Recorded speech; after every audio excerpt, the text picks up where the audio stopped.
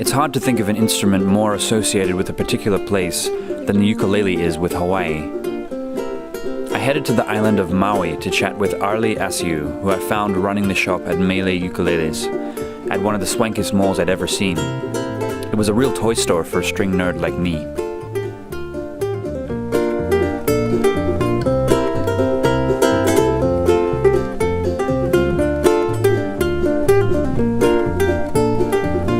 Arlie Asiu. Yes. Thank you for having me Thank here. you, James. Yes. Mele Ukuleles Yes, here. yes. Now I should say, I say ukulele, but it should be really be ukulele. Ukulele, yeah. Okay.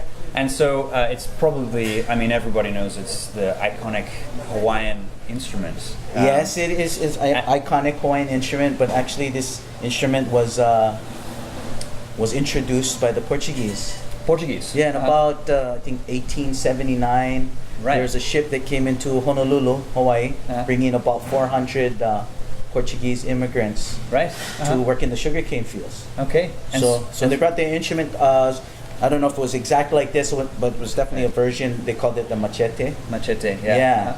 And so, do we know much about it? It's got maybe still 4 strings and a smaller instrument. You Or? know, I don't know. I'd imagine it's very close to, maybe different sizes, but over the years, the ukuleles have taken different shapes and forms, and Right. it seems like everybody's making their own version of it all over the world. You know, I stepped in here and I've just noticed there's different sizes, different numbers of strings, different doublings of strings. Yes, and yes, yeah. I noticed you got a cool little cigar box kind of style resonator top thing going on here. Every luthier is kind of, I know some luthiers who've been guitar makers for many years and are dipping the toe and say, their friends are asking them to build one. So it's okay, I'll look into it.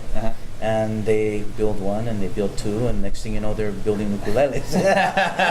And there's some very well-known families in Hawaii, maybe a handful of them, that have been making ukuleles for years. Mele is being one of the families. The Cheryl and Mike Rock from Maui. Okay. Over 25 years of hand building ukuleles. So it's right here on the island. Yeah, of right Maui, here. Yeah. And so as you could, it's full of all different kinds of ukuleles. So amazing. Yeah. And so walk us through, because the traditional ukulele, it has what's the technical term for the string that's a little higher? It's just an octave. It's a thin, normally some kind of gut string traditionally. Now it's Tilex, a form of nylon. There's so many different string companies, as well as guitar and whatnot. But traditionally it was tuned an octave higher, a high G. This is the way a lot of people use it now, is with the low G tune. So basically, if for any guitar players, you take a capo and you put it on the 5th fret of your guitar. Yeah. And this is what you'll get on the last bottom strings. Now talk to me about Koa Wood, because I heard that's if you want a real authentic ukulele. I think back in the day there was some Hawaiian families making ukuleles out of Hawaiian Koa Wood. Koa Wood, the Koa tree, is indigenous to Hawaii. Of course, they're from the acacia family, and there's acacia in many different parts of the world, but true Koa is just from Hawaii. So it's not readily available a lot of times. Yeah. So when there is Koa Wood available, all of the luthiers, on the higher end of the list of people to call, they'll usually get the really choicest pieces. And what makes at least for the builders, what makes a piece of Koa really pretty is the curl, what they call the curl, the waves in it. Right. Okay. And but you've got your basic Koa, which is not very curly or a 3D look, but just as desirable for tone and tradition. But for an aesthetic, absolutely. It's nice to have the curl. Yeah, maple has many different types of versions. So you got flame maple, you got curly maple, and Koa is similar in that sense. Okay. So we were talking about Jake Shimabukuro. And he's, I've noticed this kind of renaissance of the instrument. I mean, obviously here it's always been part of the tradition. So, and you were saying you're kind of in that lineage. Well, the original instrumentalists on ukulele, because usually back in the kingdom days, King Kalakaua, and he took to the ukulele and started writing music for it and playing. You know, it's just strumming, you know, accompaniment to vocals. Yes, yeah. And then, of course, you're going to get these guys who come up with instrumental versions.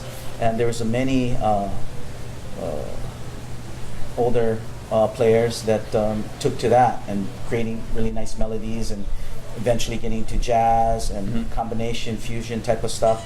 And then Jake Shimabukuro comes along and he takes the world by storm via YouTube. Yes, yeah. With his version of a Beatles song, I think it was Why My Guitar Gently Weeps. Right, yeah. And then everybody's playing the ukulele, Yeah, you know. yeah. I'm sure there were people playing before then, but that genre or the style of instrumental ukulele has become really popular. Right. And there's a bunch of guys in Hawaii and outside that are amazing players, I mean, everywhere. Yes, yeah. So that's kind of like where I'm going with the instrument.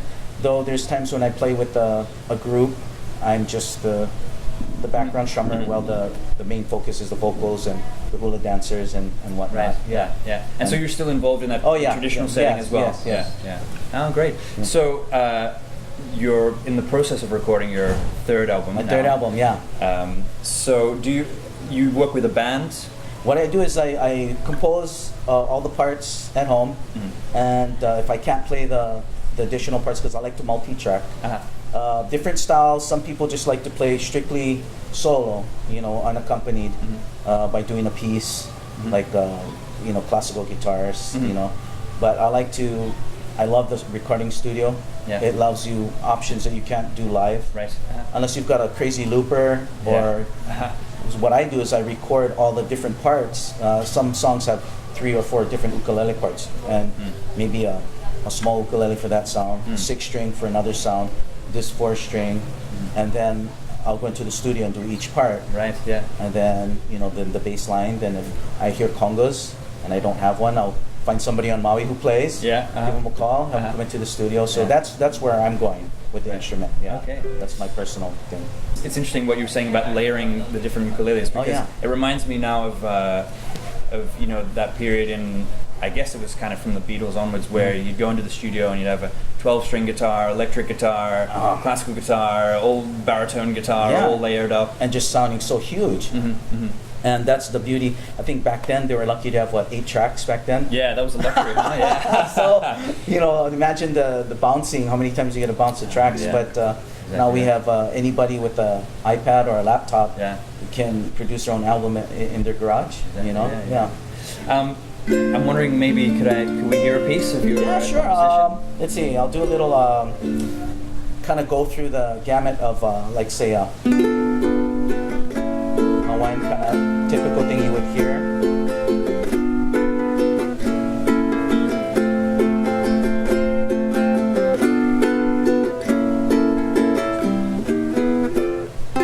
To little jazzy thing.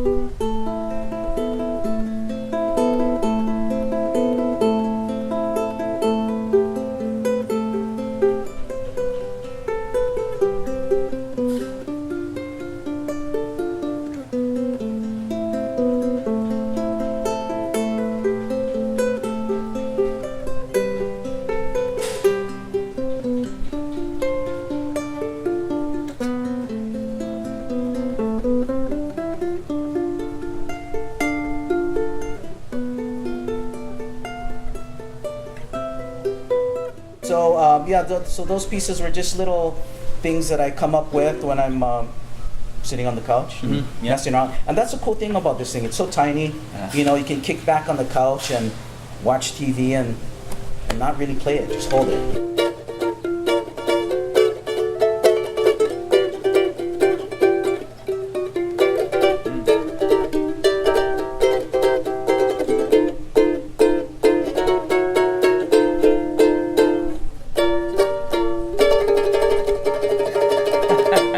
It's hard to play this, and it's so small for me. And I just noticed if we can maybe do a little side-by-side comparison. Oh yeah. So it's quite different, isn't it? Yeah. And so this is something more like the traditional. This is more like what you would see in back in the day in your plantation house, and the you know the where all the workers would sit around. They'd have things like this. Right. Okay. And besides the guitar, but this would be, and this is the sound. 9 out of 10 times, if you hear a commercial film, people recognize this as the ukulele sound. Right. You know. And just now, if you did a C on that, you know, it still sounds like ukulele, but not what you recognize as the ukulele sound.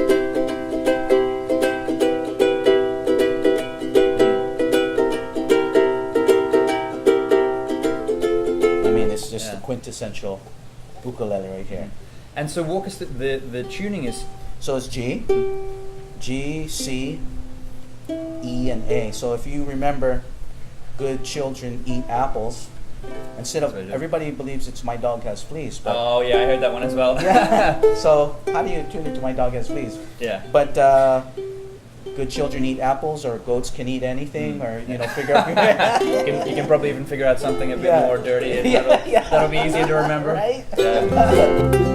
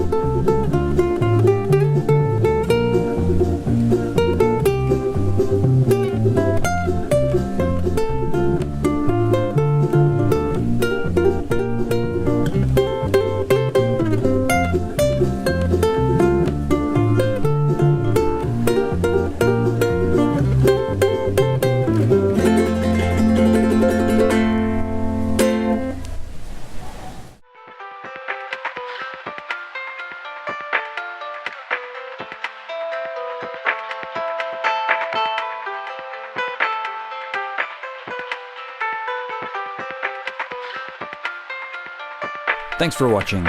Click on the links for more interviews, follow us on Facebook, or subscribe.